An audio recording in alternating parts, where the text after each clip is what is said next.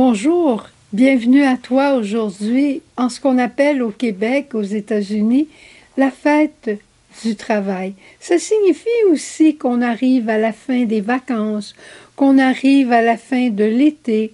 On retournera peut-être au chalet quelquefois, mais en principe, c'est le retour à la vie ordinaire. C'est le temps, comme disait ma maman, on remet nos souliers lacés. C'est fini de marcher nos pieds tout le temps. C'est fini le hamac, les chaises longues. On commence à une vie un peu plus structurée. Sois le berger de mon troupeau.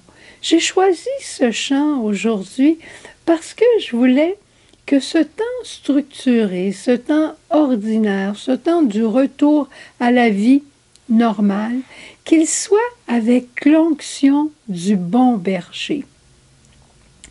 On aime tout le monde le temps des vacances. Il y a comme une espèce de liberté à laquelle tout le monde goûte de repos.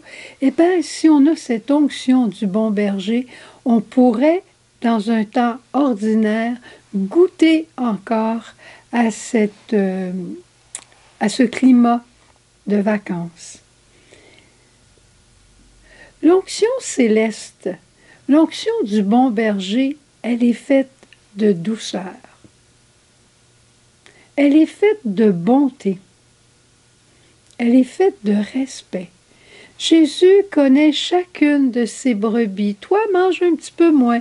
Toi, il faudrait que tu te lèves un petit peu plus tôt. Toi, il est temps que tu commences à faire des exercices. Tu sais ça, hein? Toi, là, tu aurais vraiment besoin de te reposer un peu davantage. Jésus connaît chacune de ses brebis comme il te connaît et il t'aime à la folie. Et c'est pour ça qu'il se permet en vérité de souffler dans ton cœur quelque chose qui serait bien pour toi. Ça vaut la peine de l'écouter. Le climat du bon berger, le climat céleste, est fait de bonté et de liberté. Et c'est une des choses qu'on apprécie tellement pendant le temps des vacances, c'est cette liberté. Pourquoi je parle du bon pasteur aussi? Parce que dans la première lecture d'aujourd'hui, l'Évangile, c'est-à-dire, on retrouve ce passage de l'Écriture où Jésus va à la synagogue, il prend le rouleau du prophète Isaïe et il commence à dire « L'Esprit du Seigneur est sur moi parce que le Seigneur m'a consacré. Il m'a envoyé porter la bonne nouvelle aux pauvres, annoncer aux captifs la libération, aux aveugles un retour à la vue, remettre en liberté les opprimés, annoncer une année favorable. » C'est ça cette onction du bon berger. Et quand c'est la fête d'un pasteur dans l'Église, c'est toujours l'Évangile qu'on prend. Si aujourd'hui on demandait cette onction du bon berger et du pasteur pour toi, et pour moi aussi, ce serait vraiment merveilleux. Tu sais, c'est le temps où on retourne à l'école, le temps où on recommence les activités dans l'Amérique du Nord, en tout cas, où on recommence les activités en paroisse, où on recommence les activités sociales. Et parfois, on a des mises à jour à faire. On va dire à quelqu'un, toi, tu es vraiment un peu trop vieux, là. Il serait temps que tu donnes ta démission.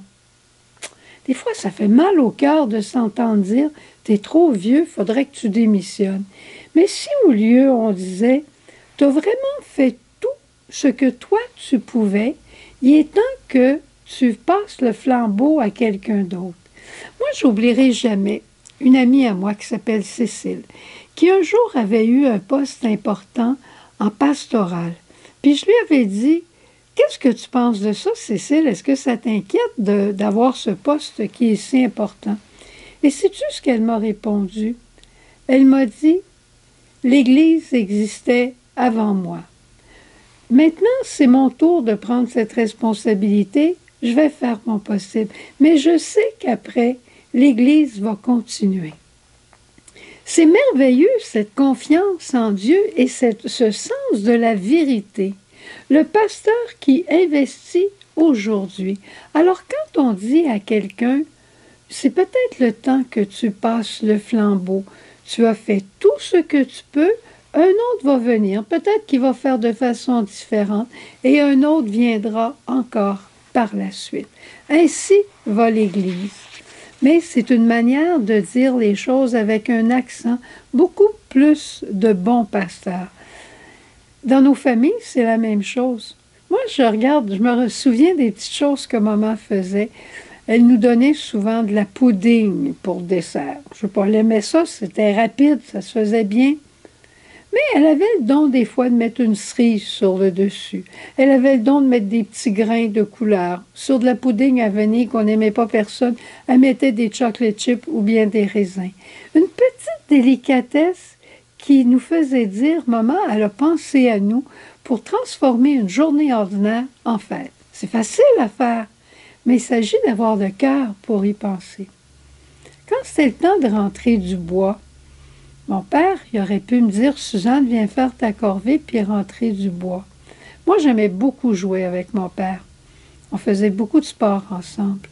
Eh bien, quand j'avais à peu près 10-11 ans, il arrivait puis il me prenait par le cou puis il disait, viens, on va aller jouer au bois. Au bois, c'était juste dans ce qu'on appelait la chaîne en arrière. Papa coupait le bois, puis moi, j'allais ranger le bois. Mais il présentait comme un jeu. Il présentait parce qu'il était pasteur en quelque part. Moi, j'étais enfant, lui, il était l'adulte, mais il se mettait à mon niveau, il parlait pour que je comprenne. Alors, tu vois comment c'est simple. Même les plus jeunes.